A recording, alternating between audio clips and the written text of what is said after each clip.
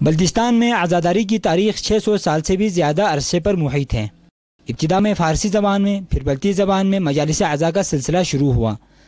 بلتستان میں ہر سال محرم میں سینکڑوں مقامات پر مجالس عزا کا انعقاد ہوتا ہے۔ اسکردو شہر کے قلب سگمیدان میں آج سے لگ بھگ 110 سال قبل لسوپی امام بارگاہ یہاں کی کشمیری برادری نے تعمیر کی، تو یہاں کشمیری زبان میں بھی مجالس عزا کا سلسلہ شروع ہو گیا۔ بلتستان میں ان مجالس کے مخصوص آداب اور دوران مجالس سوز و گداز اور گریہ وزاری کے مخصوص انداز و روایات کے باعث مجالس عزا کے حوالے سے بلتستان کو دنیا بھر میں منفرد مقام حاصل ہے۔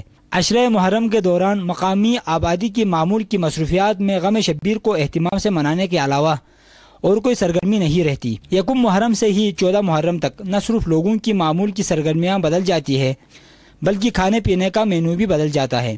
گھروں میں گوشت کا کوئی ڈش نہیں پکتا، لوگوں کے سروں پر سے ٹوپی اور عمامہ نہیں ہوتا، کھلے گریبان اور کھلے آستین والے لباس بالعموم اور بالخصوص سیاہ لباس زیب تن کرتے ہیں۔ محرم اور سفر کے مہینوں میں خوشی کی کوئی تقریب منعقد نہیں ہوتی۔ مجالس عزا جو خوشبو والی دھونی کے ساتھ مخصوص سلام و درود سے شروع ہوتی ہے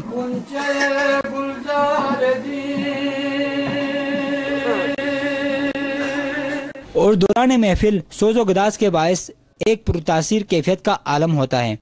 احترام مجلس کا یہ عالم ہوتا ہے کہ دوران مجلس شرکا مرثیہ و نوحہ کے مصائب کے ساتھ خود ان المناک واقعات میں اس طرح کھو جاتے ہیں کہ باہم گفتگو، سگریٹ نوشی وغیرہ کا تصور بھی ممکن نہیں۔ تمام شرکا ننگے سر ہوتے ہیں اور سینہ زنی کے ساتھ زار و قطار گریہ وزاری میں مصروف رہتے ہیں۔ سینہ زنی کے جذباتی مناظر بھی دیکھنے میں آتے ہیں۔